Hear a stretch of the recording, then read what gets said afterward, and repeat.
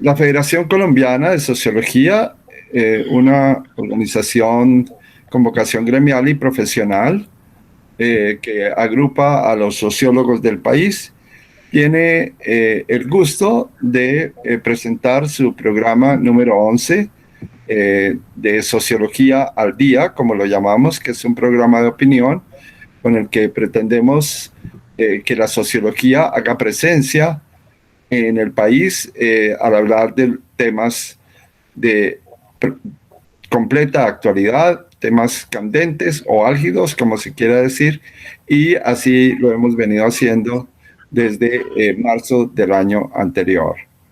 Eh, como dije, este es nuestro programa número 11 y tenemos el gusto de que este sea justamente el primer programa de este año 2021 que con todas las expectativas que tenemos para este nuevo año, después de haber tenido un muy extraño y en muchos casos, en muchos casos, trágico año 2020. Así que hoy nos acompañan para hablar sobre el tema de la salud, que coincidencialmente este fue nuestro tema del primer programa. ¿Cómo no iba a serlo? Estábamos en marzo del 2020 y teníamos que hablar de ese,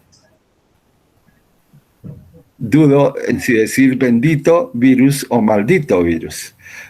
Ustedes le ponen el adjetivo.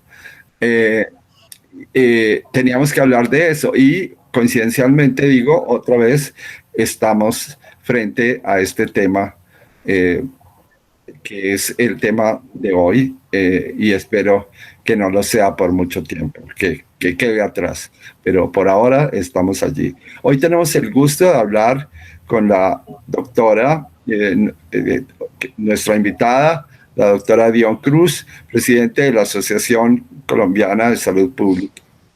Y también como invitada está Angélica Gutiérrez, bacterióloga, eh, eh, también está con nosotros Ernesto Ramírez, colaborador constante de este programa. Está el doctor Alex Peña, médico y sociólogo, y está el sociólogo José Norbey Gualteros.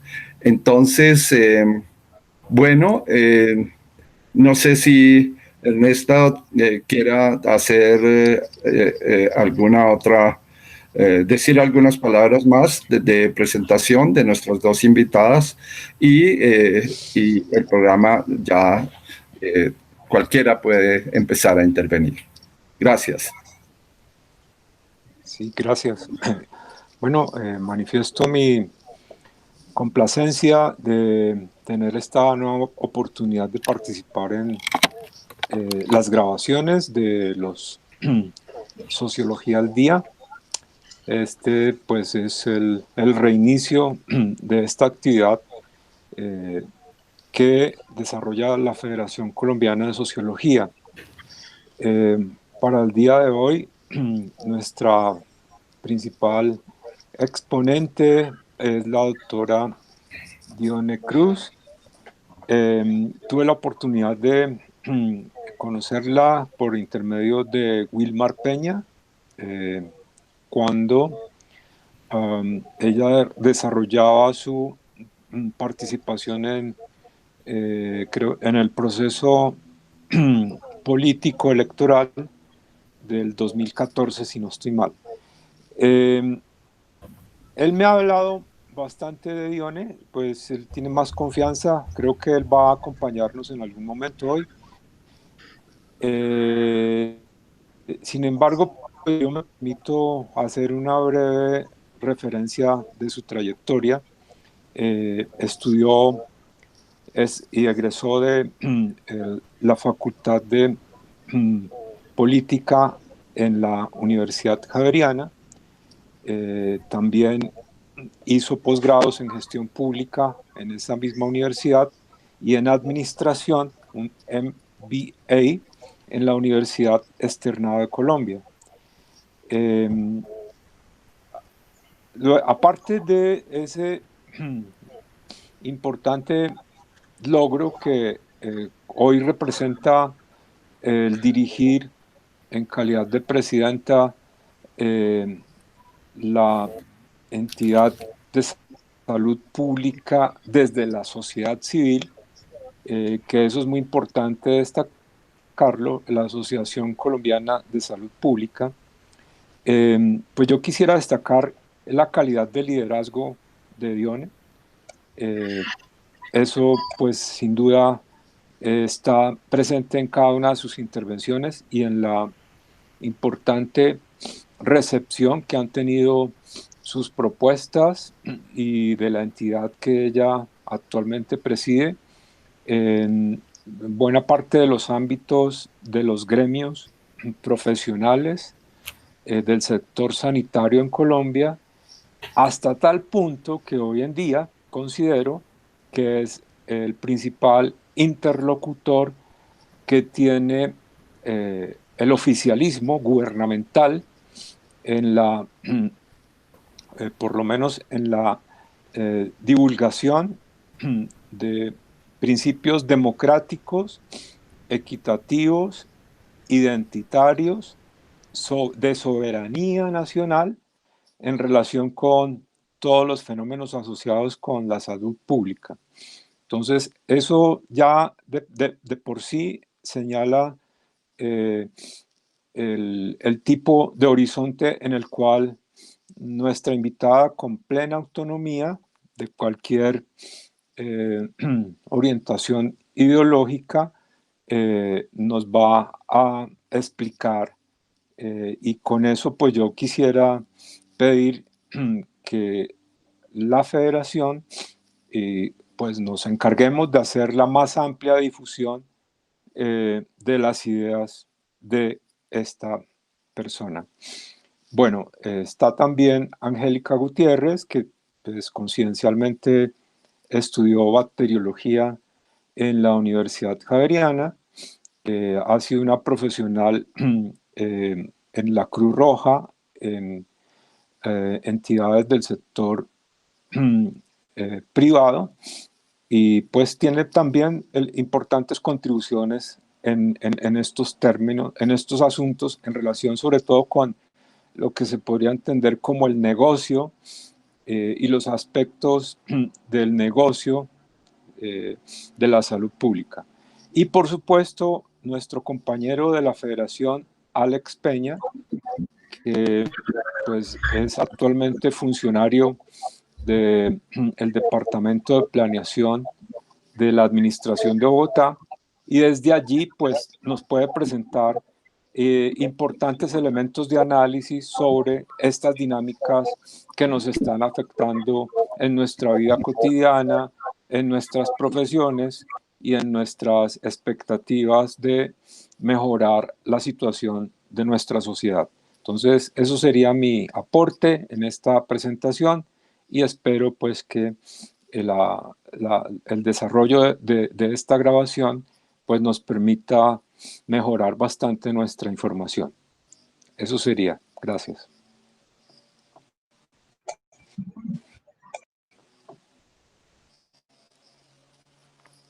Alex, por favor. Bueno, muchas gracias, Ernesto.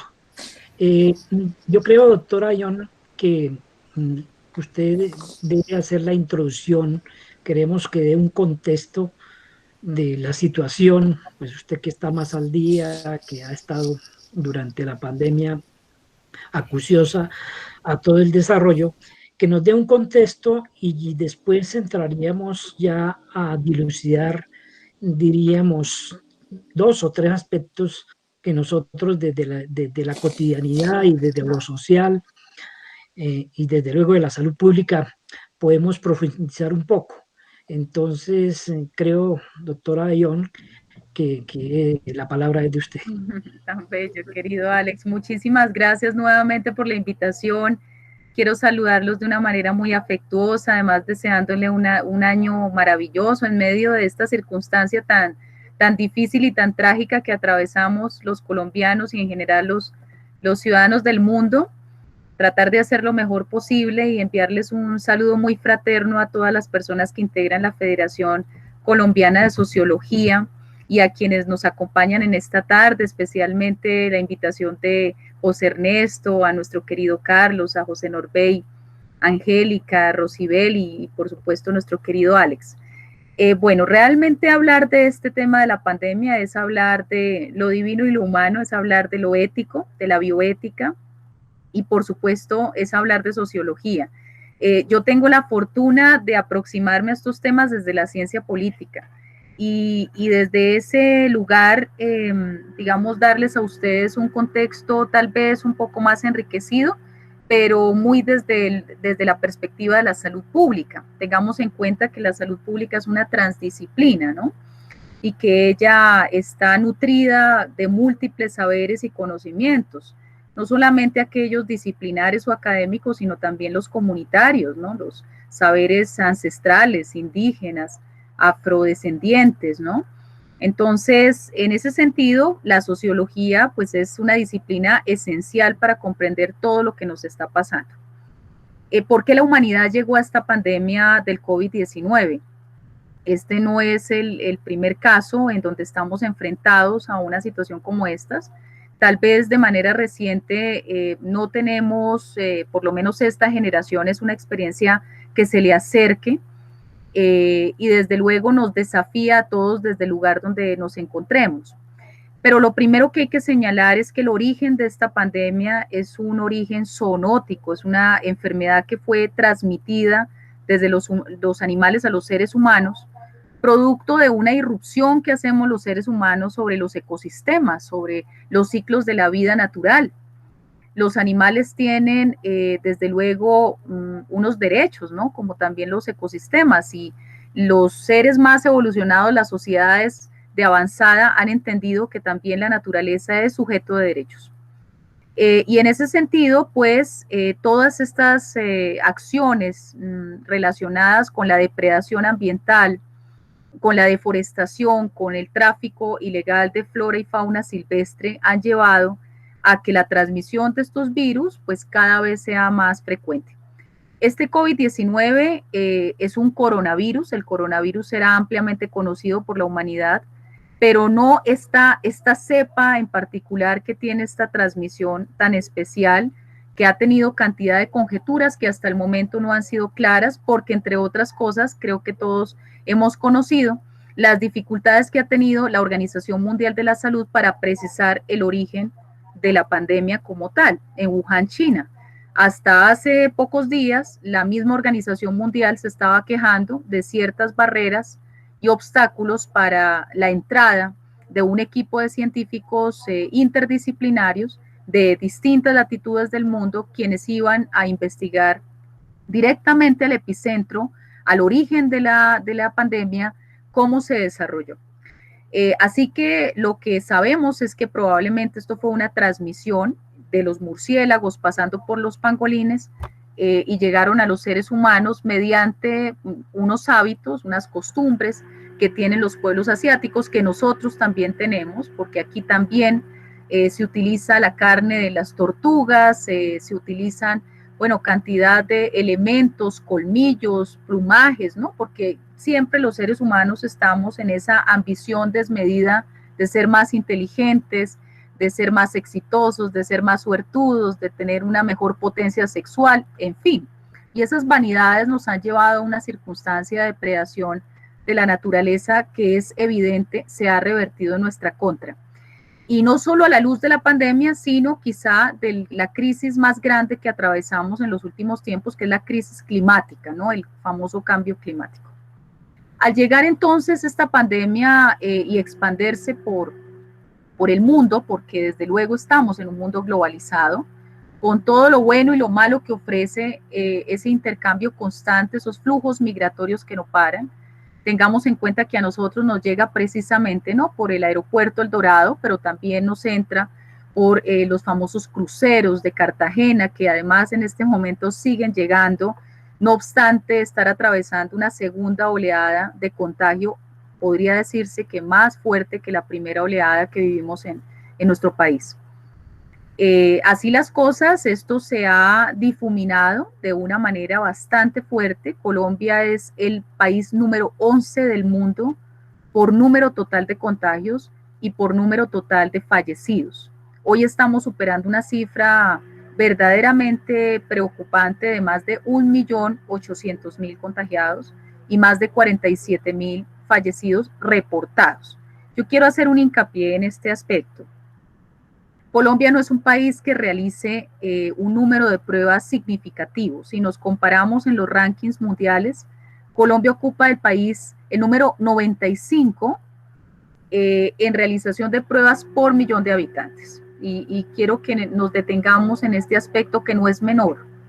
A veces pensamos que el asunto de las pruebas es un asunto para dejárselo a los epidemiólogos, a los infectólogos, sobre todo a los primeros, por supuesto a los salubristas, pero es un asunto de la mayor importancia. La capacidad de testeo, la capacidad diagnóstica es una de las herramientas más importantes que tienen los estados para comprender el comportamiento epidemiológico y tomar decisiones certeras de manera oportuna.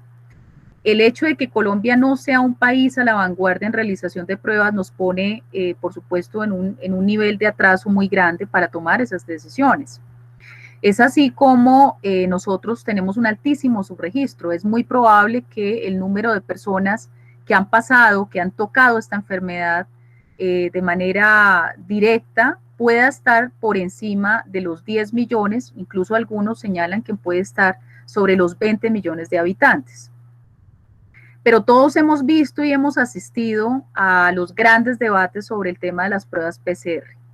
La prueba PCR es la prueba de mayor confiabilidad, porque si bien se presentan, desde luego, casos de pruebas de pacientes, lo que conocemos como los falsos negativos, digamos que podemos aseverar que en un altísimo porcentaje las pruebas PCR son bastante seguras, bastante confiables.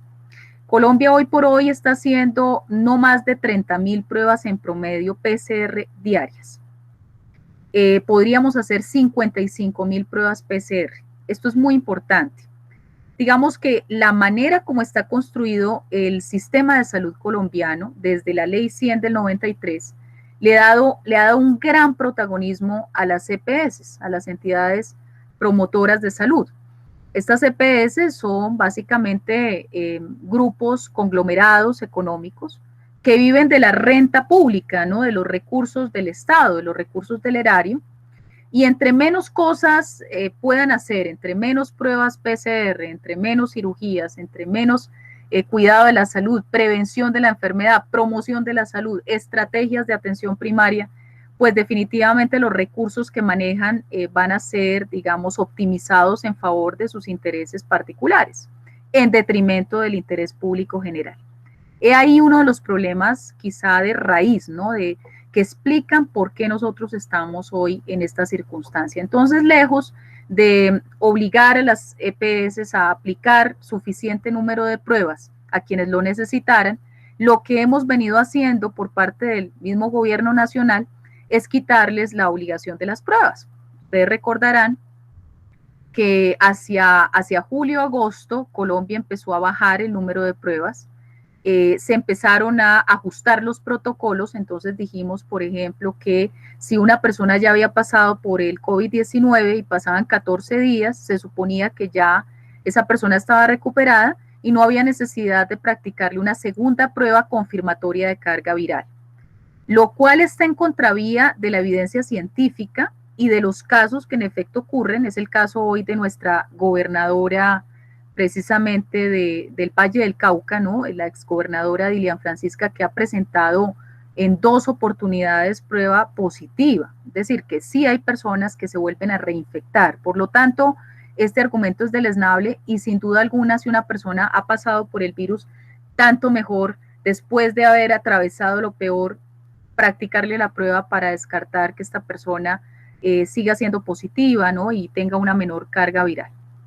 Pero también se dijo que las familias de quienes habían sido ya confirmados como positivos para COVID no necesitaban hacerse la prueba, que se sobreentendía que ellos también podían ser positivos, entonces en ese caso tenían que aislarse, pero no era obligatorio realizarle la prueba PCR. Otro gravísimo error en nuestro concepto desde la Asociación Colombiana, porque esto juega en contra. ¿En qué sentido? Las familias colombianas mayoritariamente no tienen una condición socioeconómica ventajosa.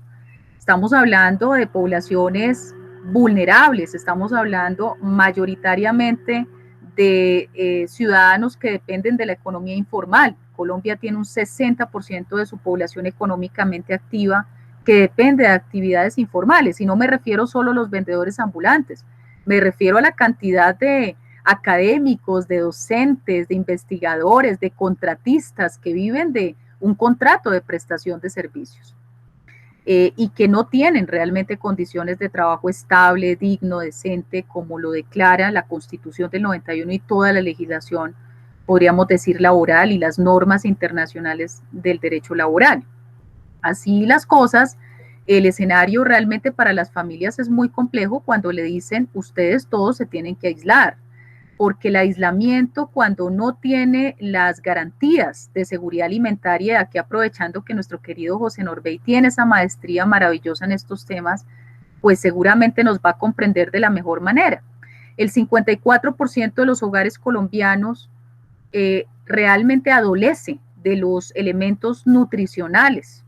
El 54% de los hogares en Colombia padece inseguridad alimentaria, no tiene las condiciones para enfrentar una pandemia, porque lo primero y de lo que no se habla, que normalmente hablamos del lavado de manos, del distanciamiento, del uso del tapabocas, pero no hablamos acerca de la importancia de una alimentación saludable para tener un sistema inmune robusto y combatir los embates de una enfermedad como el COVID-19, que sin duda alguna es una enfermedad letal, y que para quienes no han terminado en una unidad de cuidados intensivos o no han perdido la vida, deja unos efectos de largo plazo, que no son de poca monta. Y ese es otro aspecto desde la lectura de la bioética que tenemos que tener en cuenta. Aquí en Colombia hablamos constantemente del concepto de los recuperados, ¿no? Entonces lo mencionamos diariamente. El presidente de la República tiene una franja, todos conocemos el programa Prevención y Acción, en donde de manera pues muy halagüeña, con bombos y trompetas, siempre estamos hablando de los recuperados. Pero realmente no conocemos hasta el día de hoy un estudio que nos indique cuáles son los efectos adversos, las consecuencias en salud que han tenido las personas que han pasado por el COVID-19. Desde luego que sí sabemos, tanto por los testimonios como por los estudios internacionales en su gran mayoría, que hay impactos en el sistema respiratorio, en el aparato cardiovascular, incluso hay efectos sobre el páncreas, los riñones, el estómago, el sistema neurológico y el cerebro. Para quienes han pasado por una unidad de cuidados intensivos, las personas tienen que volver a aprender a hablar, a comunicarse, a tomar un vaso de agua y empuñar con fuerza ese vaso, porque definitivamente se trata de volver a nacer quienes sobreviven. Y aquí quiero mencionar algo esencial. Hemos considerado en nuestro país de manera equivocada que el problema se nos resuelve vía unidades de cuidados intensivos, ¿no? Es como llevar todo a la situación más crónica, más crítica, cuando ya las personas tienen un muy bajo porcentaje de sobrevivencia, porque en promedio el 60% de quienes llegan a una UCI fallecen, solo el 40% se salva. Ese es el promedio nacional, o sea, esto va variando dependiendo también de los momentos que ha tenido la pandemia y del continente y del país del que estemos hablando, pero ese es nuestro promedio. No hemos hecho realmente un trabajo en salud pública, porque la salud pública es una política de Estado que tendría que estar irrigada en todos los componentes de todas las políticas públicas y en todos los aspectos de nuestra vida cotidiana, en donde tenemos que comprometer a la empresa, a los comerciantes, ¿no? Al sector privado, pero también al sector comunitario, a nuestros líderes y lideresas sociales, que entre otras, Colombia es un campo santo de líderes donde Desde la firma del acuerdo de paz nos han asesinado a más de 1000 líderes y lideresas que no volverán a nacer, que no, la tierra no volverá a arrojar estos seres heroicos maravillosos que son quienes han liderado y han apalancado programas y proyectos tan valiosos para sus comunidades con tanta valentía. Y a esto se suma la situación del COVID-19, ¿no? Entonces, es una situación realmente compleja en donde de alguna manera estamos ante una gran oportunidad de reflexión nacional. El COVID-19 ha llegado para darnos grandes lecciones y definitivamente nos hace una convocatoria a todos para hacerlo mejor desde el lugar donde nos encontramos, ¿no? Si nosotros estamos en la academia, definitivamente una academia mucho más comprometida con la sociedad, en salida, ¿no? En un compromiso irrestricto hacia los más débiles, hacia los más vulnerables. Quienes han muerto por COVID-19 mayoritariamente son personas de estrato 1 y 2. Esos son el 70% de los muertos del COVID-19. Si le sumamos el estrato 3, es el 90% de las muertes. Eso nos habla de un rostro que nos revela lo peor de la inequidad, de las desigualdades. Colombia es el país, según el último estudio que hizo la Universidad de los Andes, más inequitativo de América Latina, y América Latina es el continente más inequitativo del mundo, o sea, estamos realmente en una situación complicada. Y estas inequidades se revelan en la pandemia, ¿no? En todo sentido. Si nosotros estamos parados en la academia y tenemos a nuestros estudiantes que tienen el privilegio de gozar de una conectividad digital de la cual solo el 50% de nuestros compatriotas puede disfrutar, pero también tenemos estudiantes que enfrentan serias dificultades, sobre todo los que están en el sector rural, porque allí solo el 20% accede a la conectividad digital, solo el 20% de quienes habitan las zonas rurales, pues sabemos de lo que estamos hablando. Pero también sabemos que no es solamente el asunto de tener el computador o tener el celular, sino que se trata de la alfabetización digital, y allí también enfrentamos grandes brechas, incluso generacionales, de las que no hemos hablado con claridad, y estaremos abocados a hacerlo porque es muy probable que este año estemos por lo menos durante el primer semestre o el primer trimestre yéndonos bien, aún en modalidades virtuales. El acceso al agua potable es otro aspecto del que tenemos que hablar seriamente. De cara a una pandemia como la del COVID-19, donde es reglamentario hacer un lavado frecuente de manos, que nos parece muy normal a quienes gozamos del suministro, abrimos el grifo y milagrosamente sale el agua, sin saber que hay un proceso biológico muy importante para que eso ocurra, que si nosotros seguimos deforestando como venimos haciendo 200.000 hectáreas anuales, ese grifo definitivamente nos va a parar el chorro en algún momento. Pero más allá de eso, tenemos que entender que 3.7 millones de colombianos no tienen acceso al agua potable y que más de 6 millones consumen agua contaminada. Ese es un tema que es central. Por otro lado, de cara pues a las promesas de las vacunas, ¿no? Toda esta polémica que se ha generado alrededor de las vacunas, pues también tenemos que decir que hay un buen número de municipios en Colombia que no tienen fluido eléctrico, o que su fluido es intermitente, ¿sí? Hasta hace poco tiempo nuestra costa caribe sufría los problemas de corrupción de Electricaribe, y esos problemas pusieron en riesgo muchas veces el tema de oxigenación de pacientes críticos. Así las cosas, pues cuando nos dicen que hay que ultracongelar esas vacunas, por lo menos las de Pfizer, que necesitan una congelación de menos 70 grados centígrados, y sabemos de estas dificultades y de estas brechas entre las ciudades, digamos, principales del país, ciudades intermedias, zonas rurales, pues ahí estamos enfrentados a los desafíos que nos deja un país absolutamente desigual. Por otra parte, también tenemos que hablar de la educación, ¿no? Es claro, dentro del diagnóstico de las personas que se han contagiado y han muerto por COVID-19, que una de sus características, además de su situación de vulnerabilidad, de pobreza, es el hacinamiento, ¿no? De sus viviendas.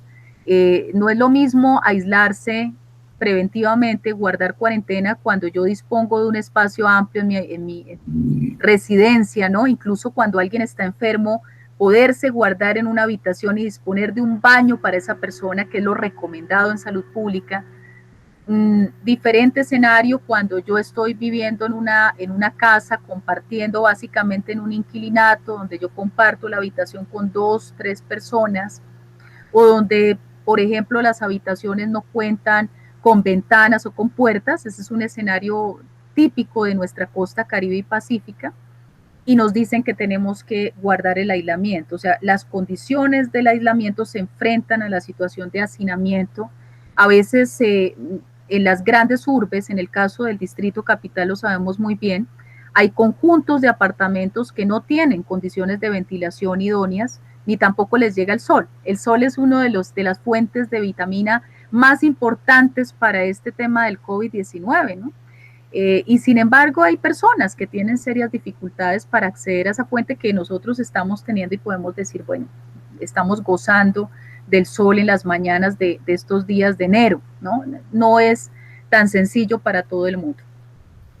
La educación, ese es el otro factor. Las personas que se han contagiado y que han muerto por COVID-19 tenían unos niveles de educación muy bajos. Básicamente la mayoría son personas de educación básica primaria, algunos llegan a la educación secundaria.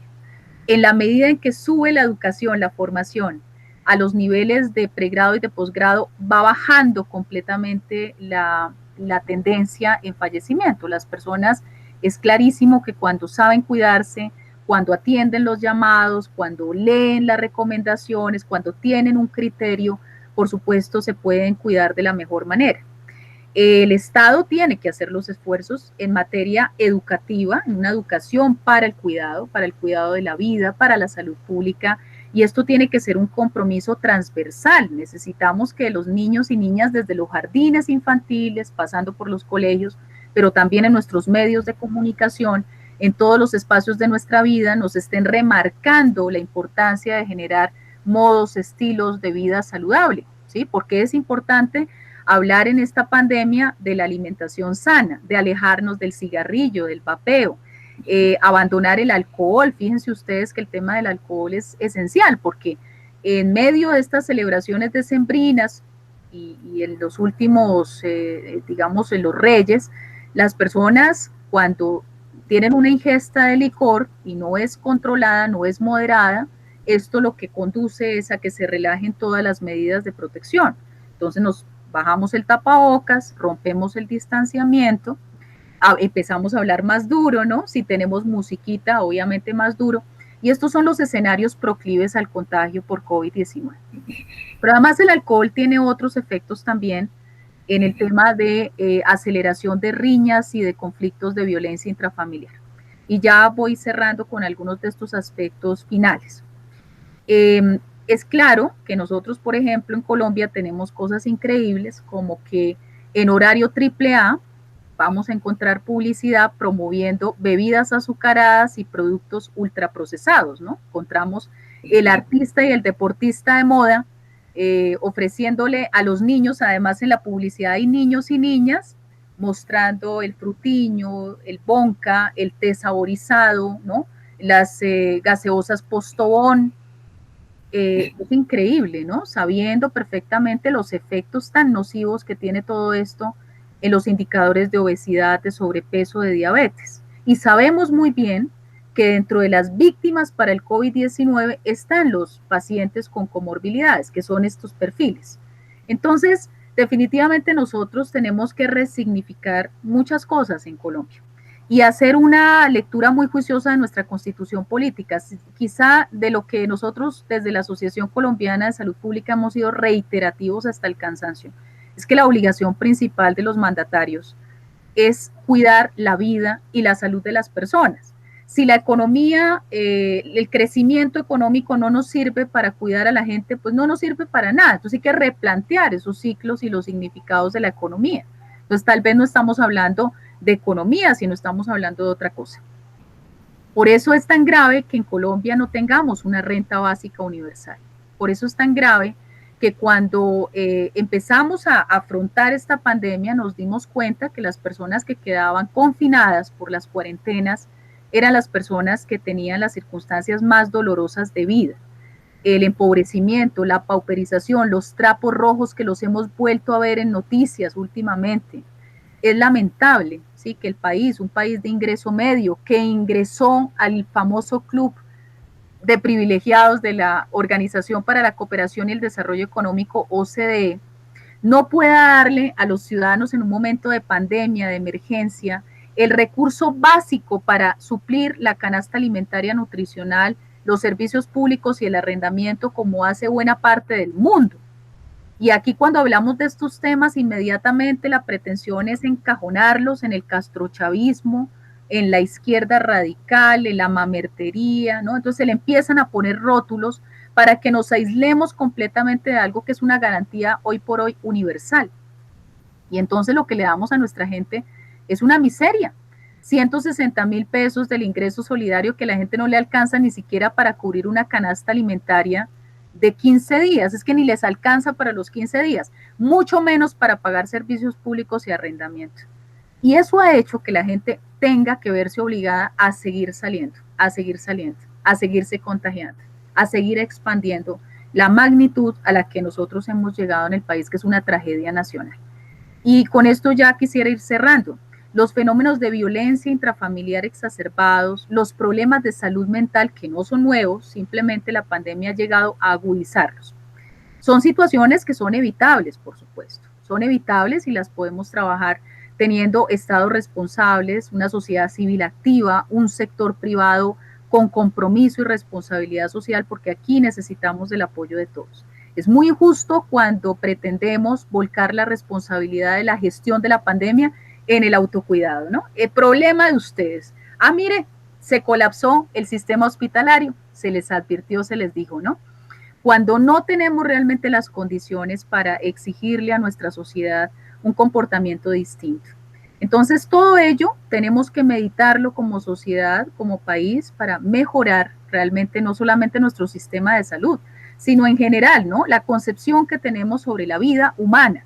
A nosotros todos los días ya no se nos está cayendo un avión, porque hasta hace un mes se nos caía un avión todos los días, ¿no?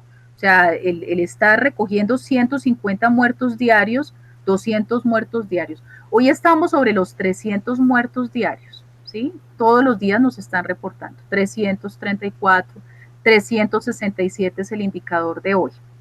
¿Hasta dónde nos ha llegado esa indolencia, ¿no? Como que nos impermeabilizamos, y tal vez esto también es fruto de este conflicto armado que hemos arrastrado durante tanto tiempo, la pérdida de ese sentido de humanidad, de la empatía, de la solidaridad, ¿no? De sentir en la carne lo que puede estar sintiendo una familia colombiana que pierde un ser querido en una condición que podría ser evitable. Que eso no nos siga pasando a los colombianos, creo que sería el deseo del niño Dios, ¿no? El deseo para este nuevo año, ¿no? Que nosotros perdamos esa indiferencia, ojalá, y que asumamos un compromiso con la vida, como lo principal que nosotros estamos llamados a hacer. Los gobiernos, la empresa, la sociedad civil, la academia, todos tendríamos que estar en función de eso. Pero es evidente que hay muchas otras variables que aquí han preponderado. Y finalmente, para cerrar, mis queridos amigos y amigas, todo este debate de las vacunas que es tan interesante, del que podríamos hablar mucho tiempo, pero a todas luces es sorprendente y preocupante el misterio, la falta de transparencia y sobre todo el constatar el gran poder que tiene la industria farmacéutica multinacional, ¿no? O sea, no hay gobiernos, no hay estados soberanos, estamos prácticamente entregados a lo que las farmacéuticas ordenen frente a este tema de la pandemia, ¿sí? Las cláusulas de confidencialidad, los contratos no se conocen, los efectos adversos que pueda tener la vacuna en algunas poblaciones, pues no se asume responsabilidad, se les exoneró de responsabilidad civil y penal por cualquier efecto adverso, y todo esto con cargo a los recursos públicos, ¿no? Entonces eso genera grandes inquietudes de la sociedad, pero al mismo tiempo nos muestra que en el mundo de hoy hay unos grandes poderes que están por encima incluso de los estados nacionales, sobre lo cual también tenemos que construir sociedad civil fuerte, también a nivel internacional, hermanada, para detener esa fuerza avasallante y tan hegemónica que tienen estos otros poderes y que por supuesto ponen en riesgo, imagínense ustedes, la vida y la salud de las personas. Entonces, vamos cerrando por aquí. Muchísimas gracias.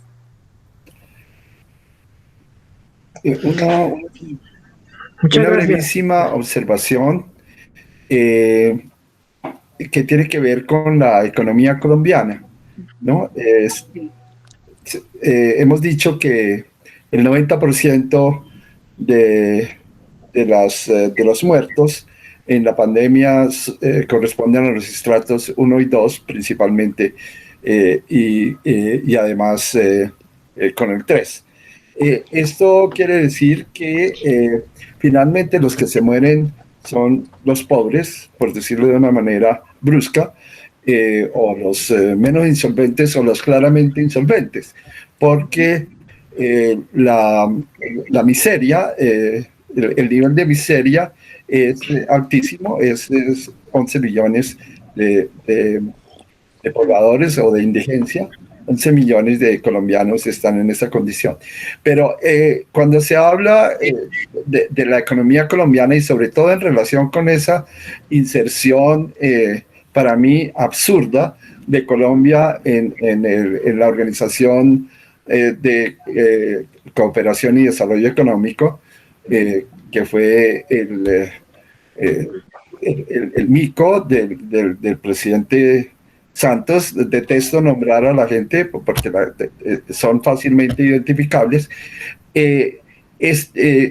Lo que le permitía o lo que le ha permitido a Colombia mantener un estatus relativamente alto, por decirlo así, en el contexto del Producto Interno Bruto, es su informalidad.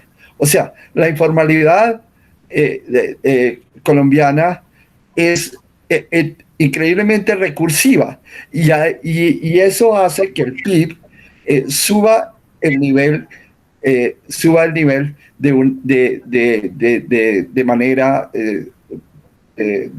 manera impredecible. Es decir, esa informalidad hace entonces que en el caso de la pandemia, pues el hecho de tener que salir a buscar la subsistencia del día a día, pues rompe con todos los protocolos posibles, ¿no?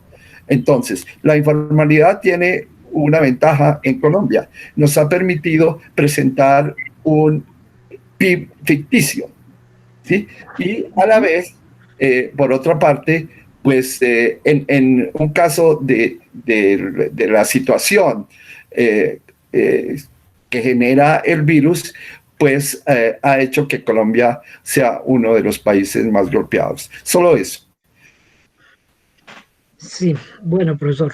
En cuanto a ya con base en ese contexto, yo sí quisiera como que llegásemos a mirar ciertos aspectos que nos incumben, y es que tienen que ver con lo que pues la pandemia, según los epidemiólogos, va a tener su pospandemia después del 2023, no antes.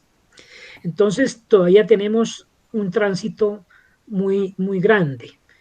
Y cuando vemos que independientemente que la vacuna, la eficacia no es como se dice, la vacuna es otro de los negocios que se hacen cuando hay este tipo de calamidades, que eso se da sobre todo en estos países subdesarrollados, pero también con la complacencia de instituciones, por ejemplo, como la Organización Mundial de la Salud, que si vamos a ver, ella es siempre la encargada del manejo de las vacunas a nivel mundial, porque es un negocio, eso es un negocio.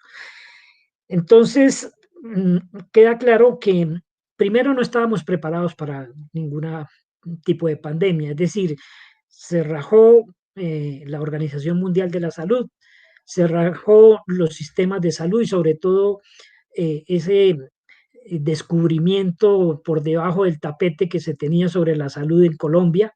Se levantó el tapete y salió, diríamos, toda esa podredumbre que hay debajo de él, pero que todavía nosotros en el mismo proceso de la pandemia no hemos tratado o no hemos diríamos, hacer un acto en el camino con el fin de analizar el sistema de salud que tenemos de igual forma que el modelo económico.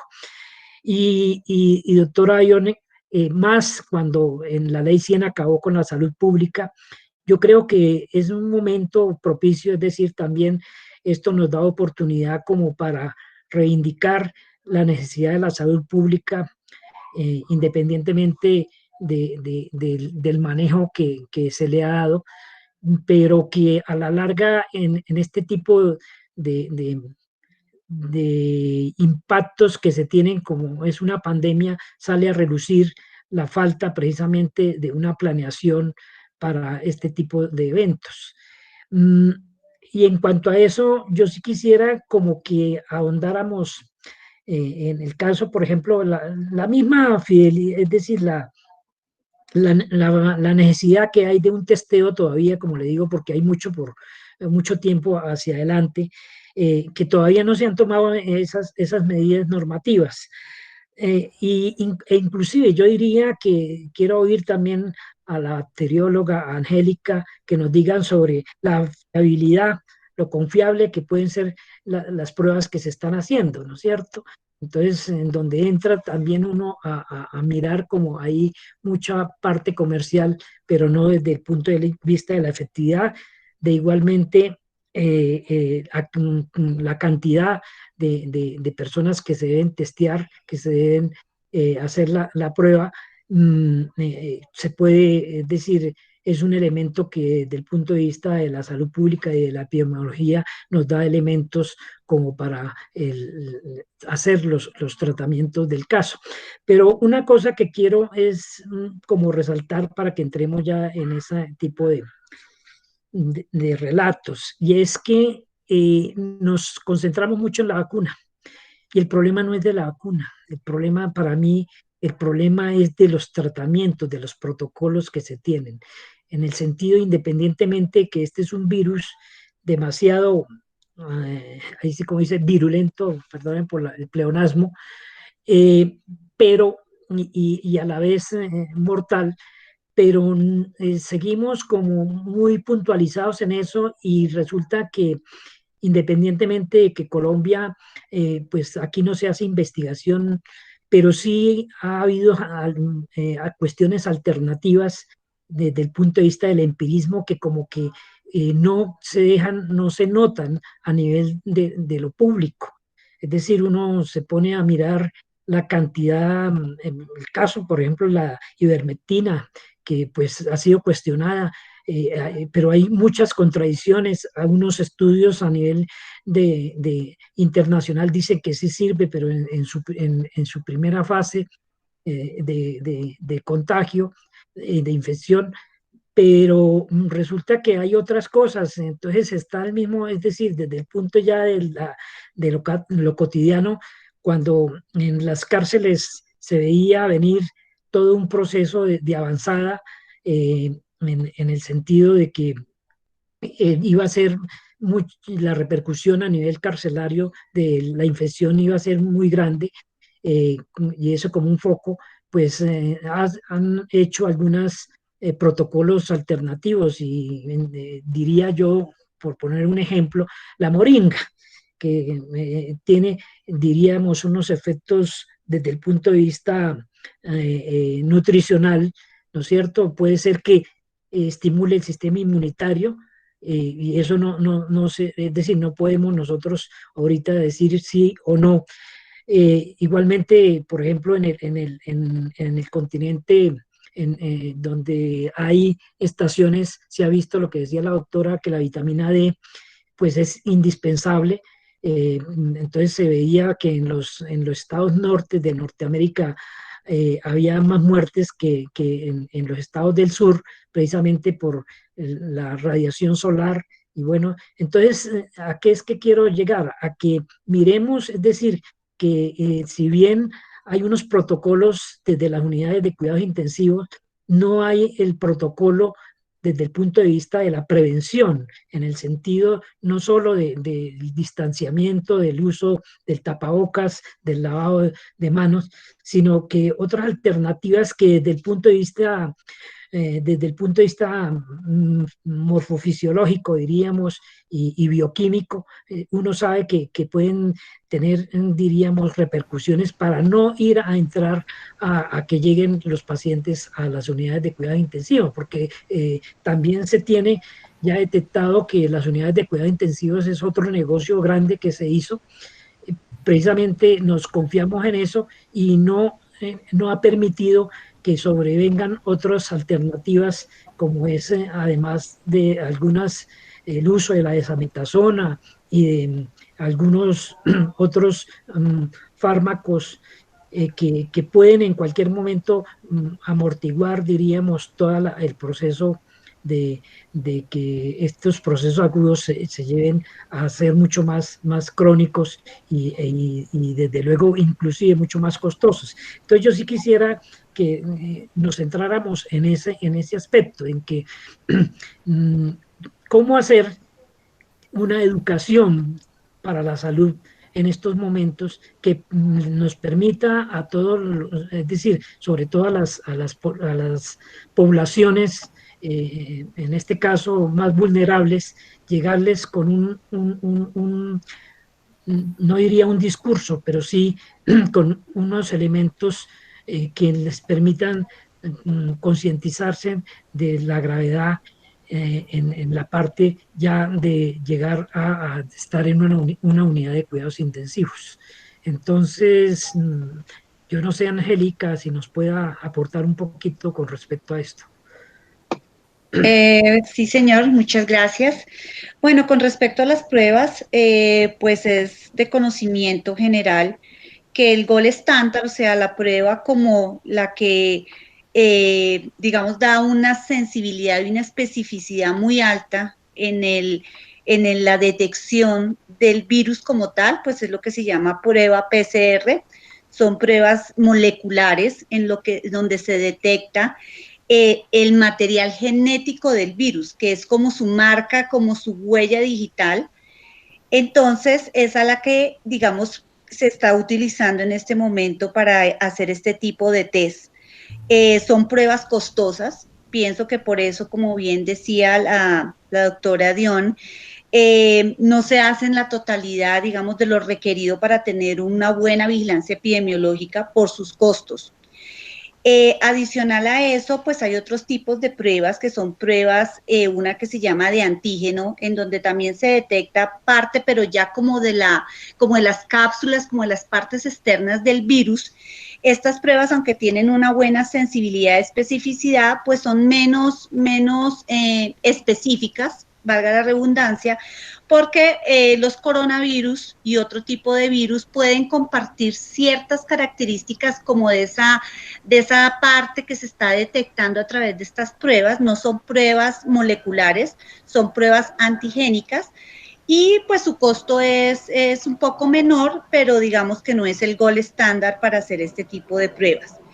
Y por último, están las pruebas de anticuerpos, que básicamente estas sirven para hacer como seguimientos, porque lo único que nos van a decir es si la persona o el paciente en un momento dado estuvo en contacto con el virus o que son los anticuerpos de tipo IgG, y hay otro tipo de anticuerpos que es el IgM, que eso significa que está cursando, digamos que está cursando su infección y después pues debe desarrollar anticuerpos IgG.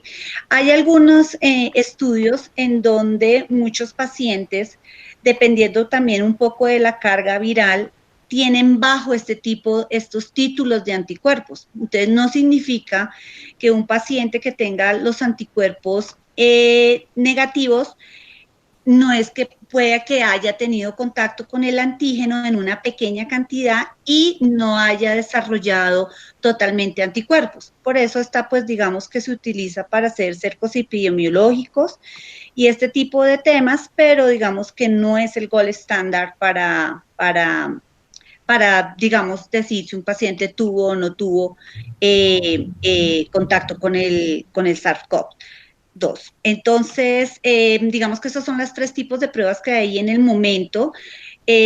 También considero que hacen, digamos, en Colombia, pues falta un poco de investigación porque hasta donde yo tengo conocimiento, todas estas pruebas son pues importadas y eso también hace que aumente un poco los costos y pues no se ha hecho como mucha investigación a nivel de este tipo de pruebas para poder tener como pues nuestras propias pruebas, sino que todos estos marcadores, todos estos primers, todo eso toca importar. Entonces pienso que eso también tiene un impacto a nivel de, pues, de la salud pública, pues porque no contamos con los recursos y como el interés de hacer investigación en estos temas. Pienso yo que en eso también nos falta un poco.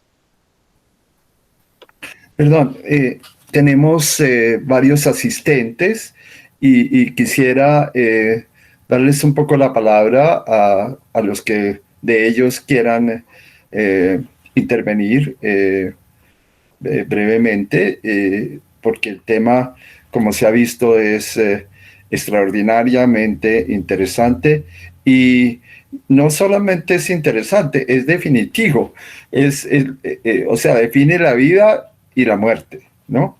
Entonces, por favor, si alguien quiere intervenir, bienvenido.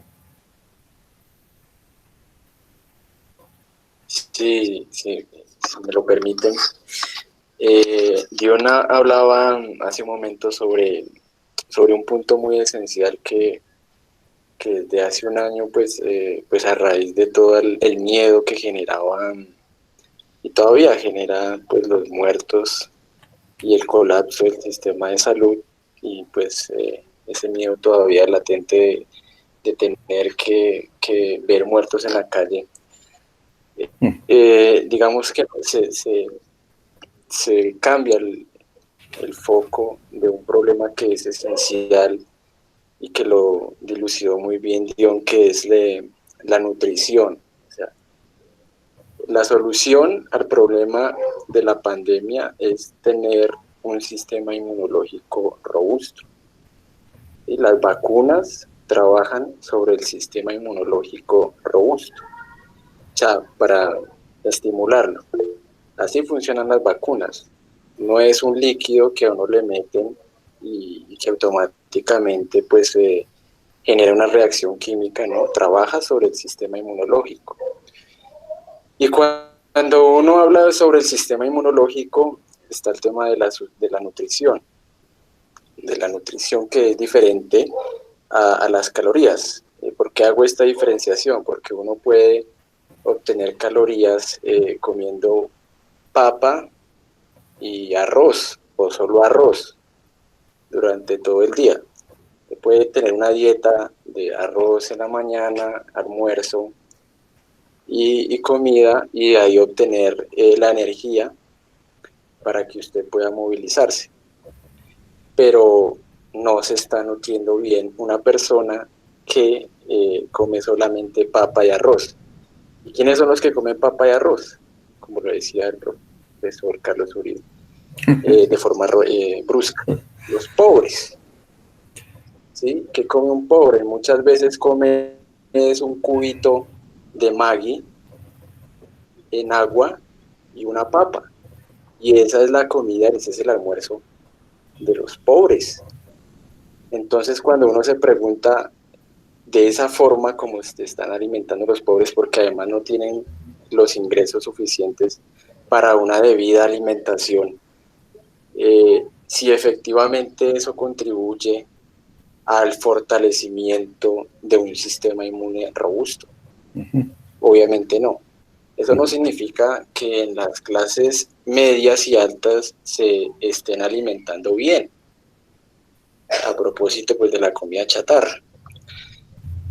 Y ese punto se ha dejado, el de la nutrición,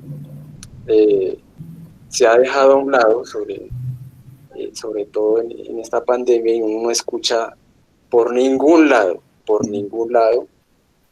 el tema de la nutrición, y a propósito pues de las desigualdades y de las inequidades que ya hablaba Dion. Solo quería decir eso. Queda pendiente algo, todos. Yo Sí. creo que debemos empezar ya a hablar de la pospandemia, es decir, desde el punto de vista prospectivo, ¿no es cierto? Es decir, hay toda una fase, independientemente de las 6 fases de una pandemia, es importante como aterrizar un poco esas consecuencias que se van a ver, todas esas secuelas, pero desde el punto de vista ya de algo muy puntual, ¿no? Que es precisamente el sistema de salud, nuestra salud mental, que es una de las graves afectadas. Entonces, yo creo que podemos hacer un programa a ese nivel con el fin de no centrarnos únicamente en la vacuna. Insisto, hay necesidad de seguir de doctora Ion, sé que está con las otras asociaciones, que es importante tener unos elementos nuevos con base en unas nuevas realidades. Y este es el momento. Si nosotros no sabemos aprovechar eso, pues entonces no hemos hecho absolutamente nada hasta el momento. Bueno, se puede añadir que tal vez los primeros que trajeron el virus a Colombia no eran obreros, sino gente que viajaba en avión o en crucero, como dice la doctora Avión. Claro, profesor, entonces ahí el asunto también tiene que ver Pero, con las comorbilidades, es decir, si los sectores populares son los que están siendo más afectados, tiene que ver también con una serie de enfermedades que por un sistema de salud tal vez muy deficiente, pues no se reportan, no se siguen, no se tratan, y que cuando llega una situación como esta, pues podemos ver las consecuencias. igual hablamos de muertos, ¿no? Porque, o sea, que la doctora Dion dijo que los muertos los ponen los estratos bajos. Y eso no es solamente en Colombia. En Estados Unidos es muy claro que las minorías, latinos, migrantes, los negros y otras minorías son las más afectadas. Eso es clarísimo. Exactamente. Creo que José Ernesto tenía también alguna intervención, algún comentario. José Ernesto creo que salió. No, acá No, él estoy. está ahí. Ay, perdón. Sorry. Bueno, yo soy un poco pesimista en torno a la capacidad oficial para dar soluciones, ¿no? Las plataformas de la movilización social actualmente insisten en la necesidad de abolir el sistema de seguridad social en salud y pensiones y reemplazarlo por un régimen pensional solidario, universal, estatizado y dignificando el empleo sanitario, financiados ambos con recursos públicos, subsidiando cuando se requiera la satisfacción de las condiciones mínimas de saneamiento para toda la población. En las condiciones actuales y con el nivel de... Estamos en el extremo del extremo, como bien lo presentó la disertación de Dion. En esas condiciones es utópico pensar que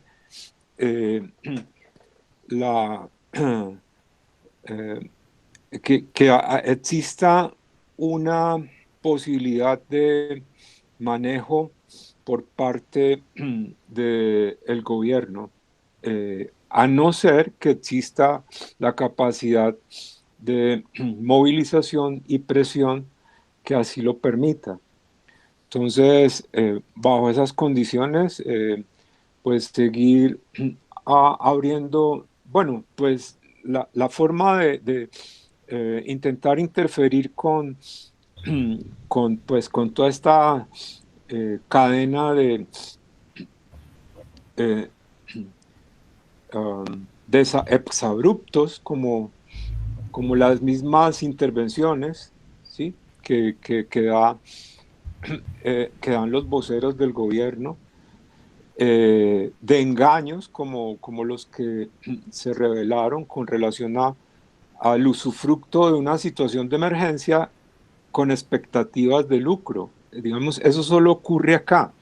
De esa manera, pues puede que en otras partes esté ocurriendo, pero acá le mezclan todos los componentes de la picardía colombiana para, para aprovecharse privadamente por ejemplo, del presupuesto público. Entonces, sobre ese piso, yo preguntaría qué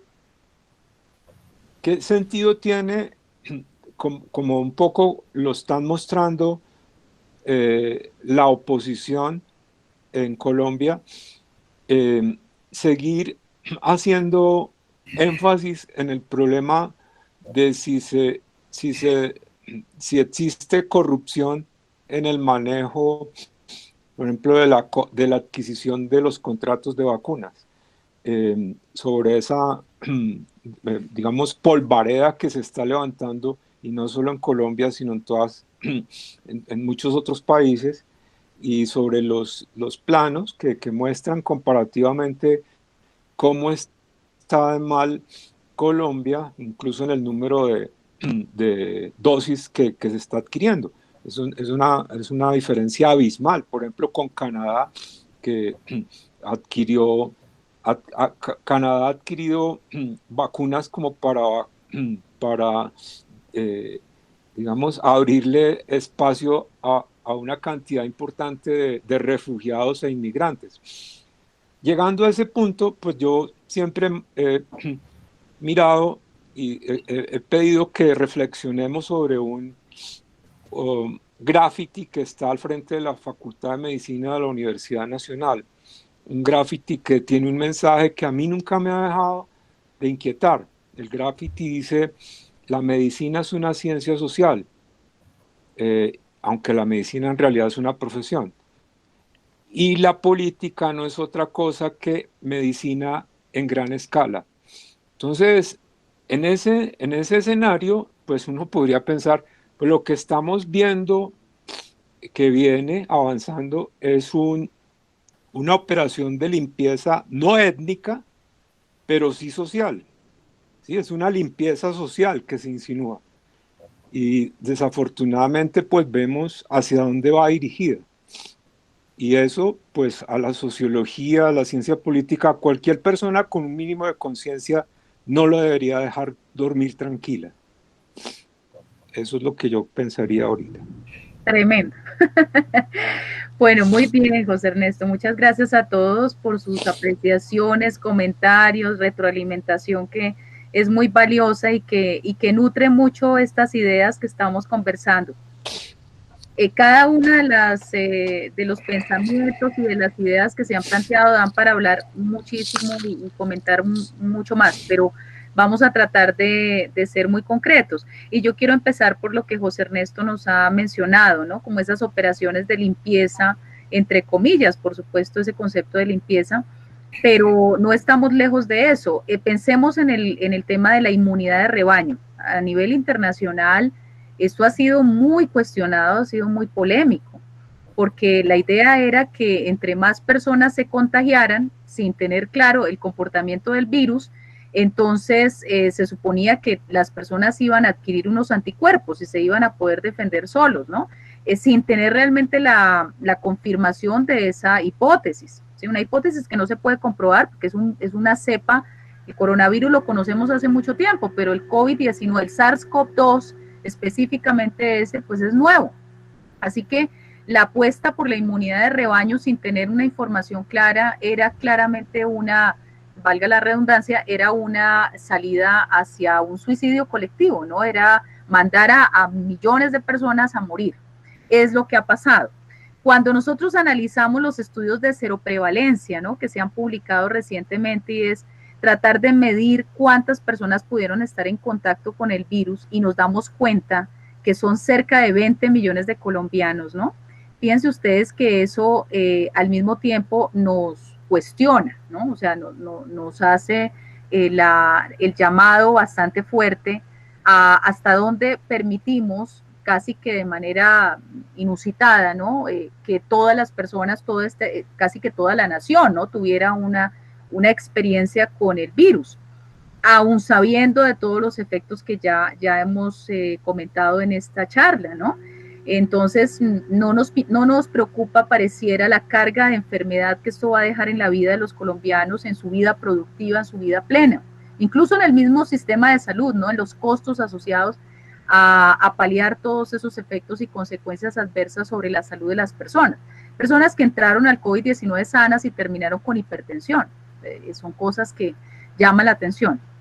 Entonces, es muy cierto lo que José Ernesto nos comenta, y además para efectos de las vacunas, pues se termina siendo algo muy perverso, ¿no? Porque lo que se está planteando desde algunas opiniones acreditadas en el país, obviamente nosotros disentimos y nos aislamos de esas posturas, es que las personas que tuvieron COVID-19 o que fueron sospechosas, entonces ya no van a ser candidatas para la vacuna, ¿no? Ahorrándonos entonces esos recursos. Ojo con eso, porque ese ha sido un tema también de gran debate. Se ha encontrado que las personas que tuvieron COVID-19 no necesariamente quedan inmunizadas de largo plazo. Los estudios hasta el momento indican una inmunidad de 3-4 meses, otros estudios indican una inmunidad de 8 meses. Entonces, atención, ¿no? O sea, en esto yo quiero ser muy enfática porque si nosotros vamos a buscar, y en esto yo creo que también hay un cuestionamiento, algunos académicos, incluso algunas sociedades, digamos, científicas también, algunas se han prestado para muchas cosas en el manejo de la pandemia. Esto en relación con una pregunta que nos hacía Edwin. Tengamos en cuenta que al principio de esta situación se especuló muchísimo sobre las bondades del uso del tapabocas. Ustedes recordarán que en algún momento se llegó a decir que el único tapabocas que servía era el N95, ¿sí? Y se especuló cantidades con eso. Y mientras tanto la gente se nos estaba contagiando. Lo que la asociación siempre planteó es el tapabocas de toda la vida, que la gente ha hecho de telita de algodón en su casa, de manera artesanal, apostarle a la industria nacional. Sirve porque sirve. Una cosa es el trabajador de la salud que tiene una alta exposición, muy diferente a un ciudadano que va a comprar su mercadito, va a ir a la farmacia, va a hacer sus actividades. Todas esas personas pueden utilizar el tapabocas de tela. Entonces, digamos que aquí hay personas que también se han prestado para todo este juego perverso, y eso hay que decirlo con claridad.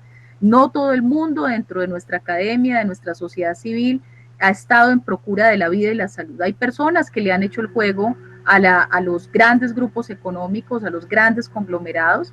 Hasta el día de hoy yo tengo personas que son muy respetables, pero evidentemente nosotros nos aislamos de esas posturas que dicen que las cuarentenas sectorizadas no sirven para nada, ¿sí? Y que busquemos otras maneras, haciéndole el flaco favor a los grandes gremios, sobre todo a los grandes comerciantes, porque no estamos hablando de los informales, ¿sí? Piensen ustedes que aquí hay una tensión muy interesante que se ha planteado en esta pandemia. Si ustedes escuchan a los comerciantes formales, a los poderosos, a los grandes, ellos se están atribuyendo el contagio a los informales, ¿no? Se han escuchado que constantemente la culpa de la indisciplina social y del contagio la tienen los informales.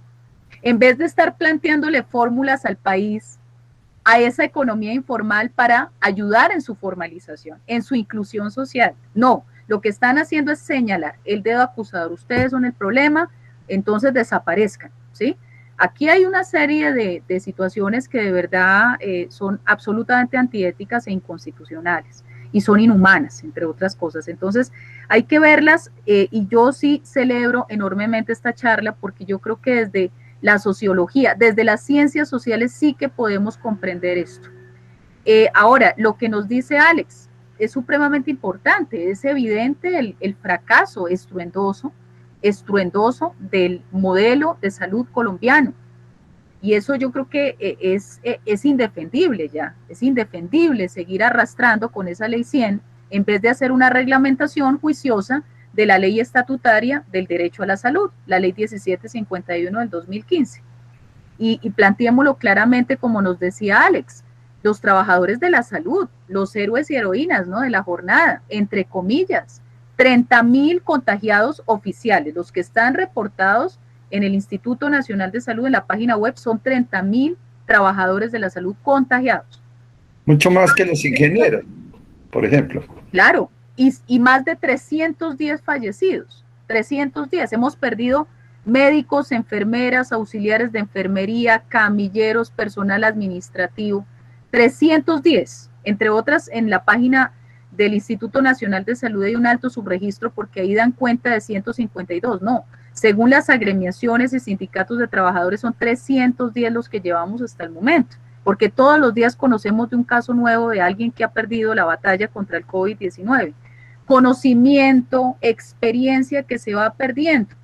¿Y por qué razón? Porque es que nosotros tenemos que preguntarnos de eso. Recuerden ustedes todo el problema para que a la gente le dieran los elementos de protección y bioseguridad y el peloteo en el que mantenían a los trabajadores de la salud, que no, que son las ARLs a mí no me toca, son los entes territoriales, no, a mí no me toca, que eso lo hacen las clínicas y hospitales directamente.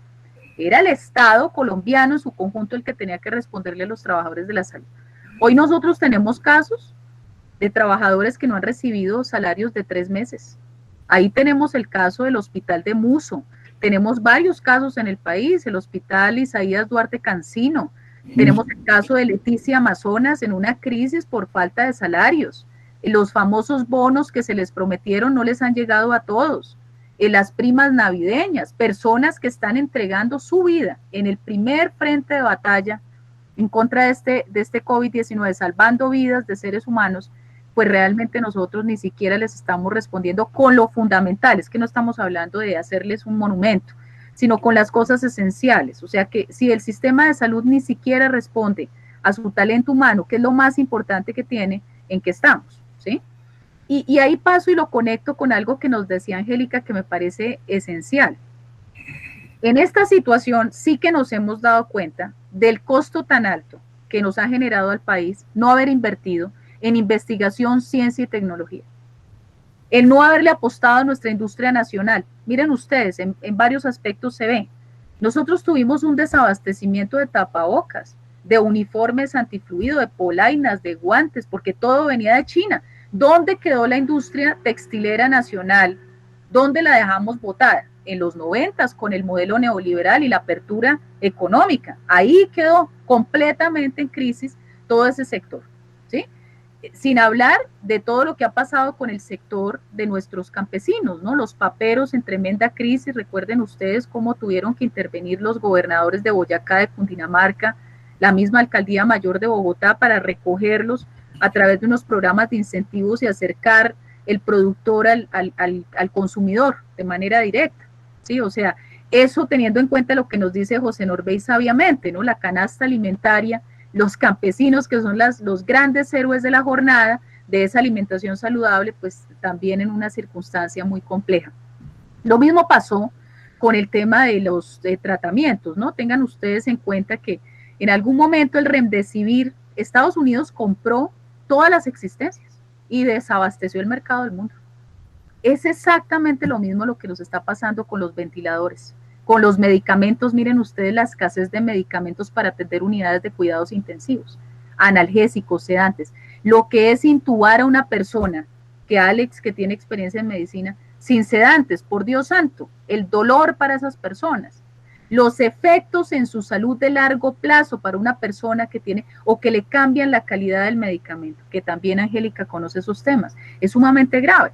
Entonces eso lo que hace es prolongar la estadía en una UCI, pero además afectar la salud de la persona a largo plazo, cuando no tiene desenlaces fatales. A todo eso hemos estado sometidos. Nosotros teníamos un Instituto Nacional de Salud fuerte. Hasta los años 90, Colombia fue fabricante y exportador de vacunas para toda América Latina. ¿Y cómo les parece a ustedes que en los 90 dijeron, no, eso para qué le invertimos a eso? Y dejaron sin inversión todos esos programas de investigación, de desarrollo de vacunas. Hoy yo creo que las personas que tomaron esas decisiones tendrían que estar en un juicio político ante el país. El Congreso tendría que estarlas llamando a decir, ustedes cómo hicieron esa brutalidad. Miren en lo que estamos hoy, dependiendo a ver quién nos ayuda con las vacunas. En una situación completamente desfavorable, sometidos a lo que las farmacéuticas digan.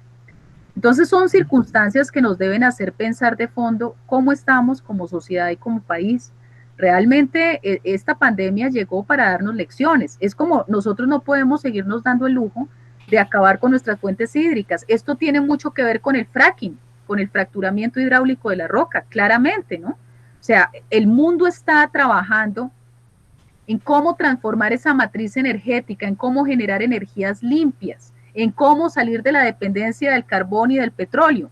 Y mientras tanto Colombia avanza hacia el fracturamiento hidráulico de la roca, a contaminar aguas subterráneas, aguas superficiales, a destruir ecosistemas, a acabar con la salud humana, ¿sí? O sea, el segundo país más megadiverso del planeta poniendo en riesgo su principal tesoro.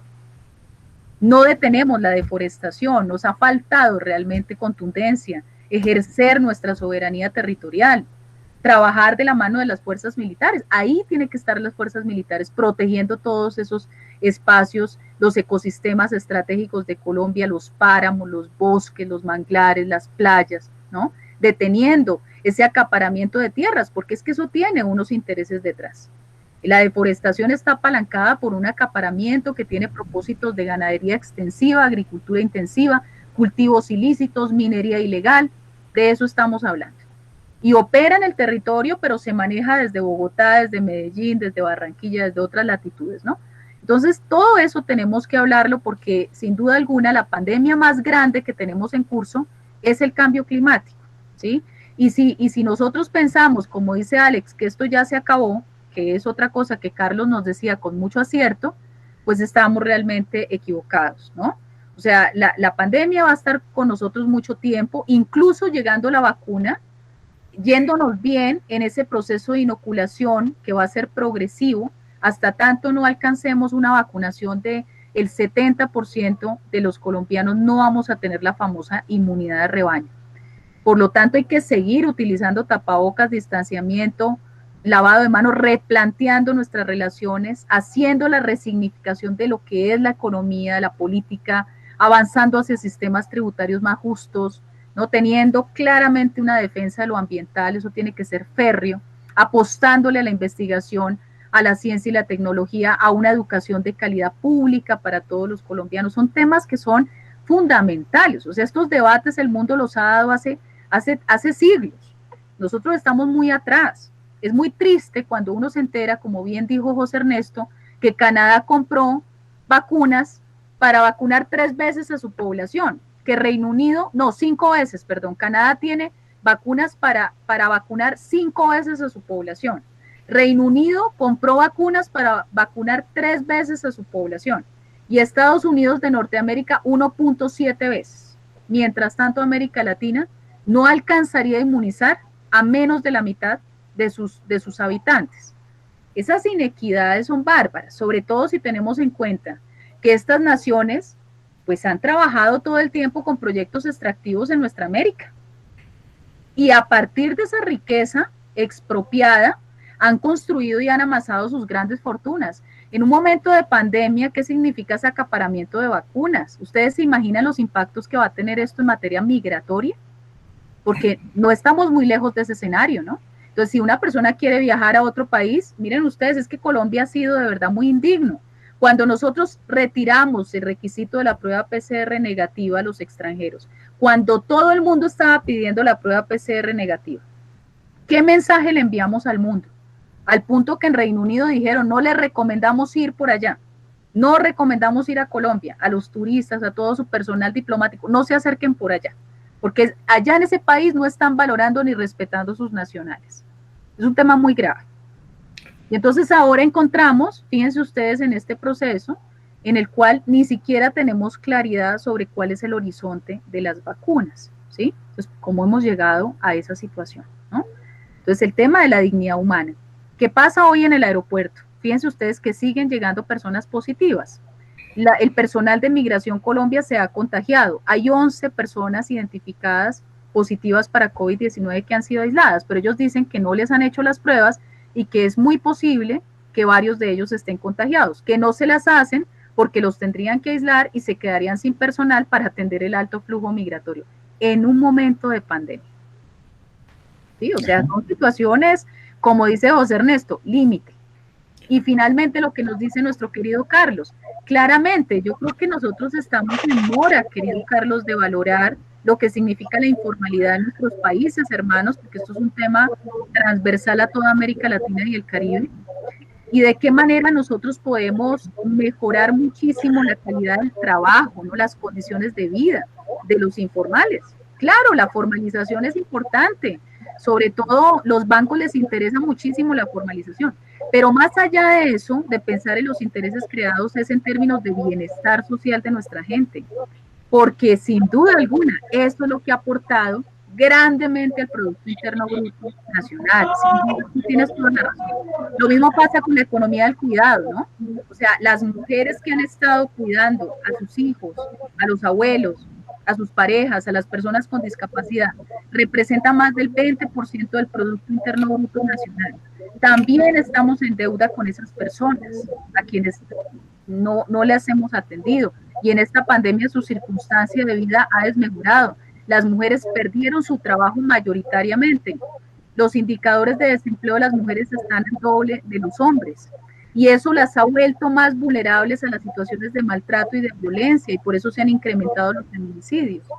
Entonces son situaciones que tenemos que evaluar, estudiar, y por supuesto, como dice José Ernesto muy bien, movilizar, ¿no? Despertar, formar a nuestra gente para que en algún momento nosotros también tengamos esa dignidad y nos resolvamos a transformar esas situaciones que son transformables. O sea, lo importante es ir cerrando con una voz de esperanza. Nosotros estamos tocando fondo, ¿cierto? Estamos tocando fondo de nuestras crisis. Colombia se nos ha convertido en un camposanto.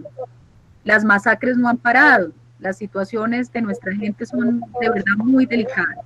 Y se suma el COVID con todos sus impactos, ¿no? Porque entre otras, la plata que había sido dispuesta para paliar la pandemia, pues según el Observatorio Fiscal de la Javeriana, no se ha ejecutado en su totalidad. Hay como 20 billones de pesos ahí guardados que no se han ejecutado, ¿no?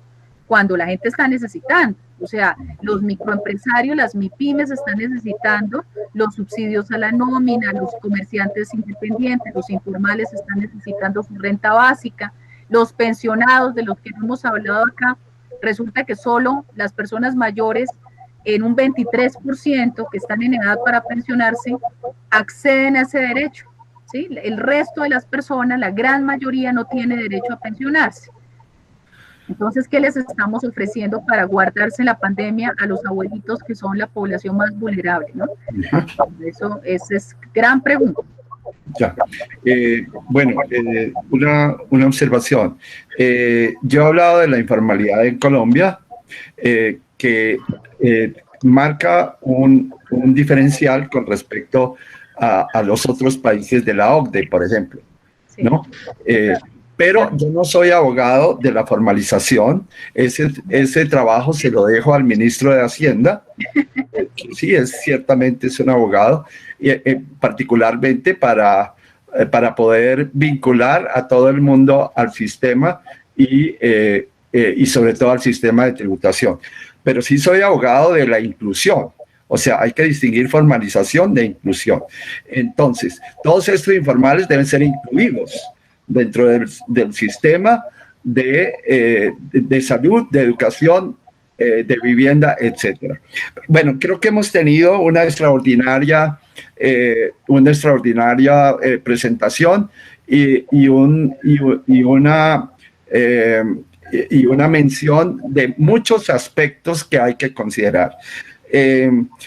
Destaco aparte de todo eso, pues los señalamientos de Norbey sobre la nutrición y sobre la diferencia entre las calorías y la nutrición para fortalecer el sistema inmunológico. Y destacaría también algo de lo que no se habla, que creo que fue una de las menciones de Alex, un poco sobre la importancia de lo alternativo, creo. Creo que eso hay que tenerlo muy en cuenta.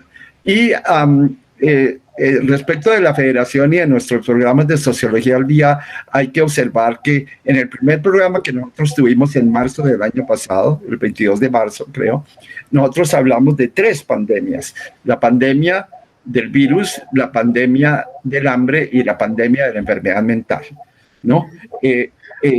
Creo que fuimos los primeros que pusimos ese tema. Y de otro lado, en el segundo programa, que fue sobre el empleo, y creo que nos vamos a repetir porque no podemos hacer otra cosa, ¿no? O sea, no se puede hablar de la pandemia viral sin mencionar el caso del hambre y del empleo, ¿no? Eso es fundamental. Y por tanto, a mí me han rondado siempre una pregunta. Parece ser que la válvula que determina las medidas, de la administración de las ciudades y del Estado colombiano es cuántas camas, qué porcentaje de UCIs ha sido ocupado, ¿no? Esa es la válvula que determina todas las medidas, los cierres, los confinamientos, etcétera, con indudablemente el daño que se le hace a todo el mundo, tanto a los formales como a los informales, pero más a los informales que a los formales, porque los informales no tienen de dónde agarrarse por ninguna parte. Entonces, eso hay que tenerlo en cuenta. Y yo me pregunto, eso quizá motiva una discusión. Si el problema son las UCIs, ¿por qué la alcalde de Bogotá no ha construido en este año o ha perdido el tiempo de este año construyendo un gran hospital o adecuando, digo en Bogotá, a nosotros nos oyen en todo el país, pero ¿por qué no ha adecuado, por ejemplo, provisionalmente el San Juan de Dios o la Ortúa para poner UCIs, ¿no? Si esa es la válvula que a ellos los determina a confinar y a poner a la gente que no tiene casa en la casa y que no tiene agua a lavarse las manos, etcétera, etcétera, ¿por qué no se ha hecho eso? Bueno, yo quiero agradecer muchísimo a la doctora Dion y a Angélica y a todos los demás que han intervenido y que nos han escuchado. Me parece maravilloso. Ha sido un programa extraordinario y continuaremos con estas intervenciones y la Federación Colombiana de Sociología tiene mucho gusto en seguir presentando este programa de opinión para todas y todos. Mil gracias.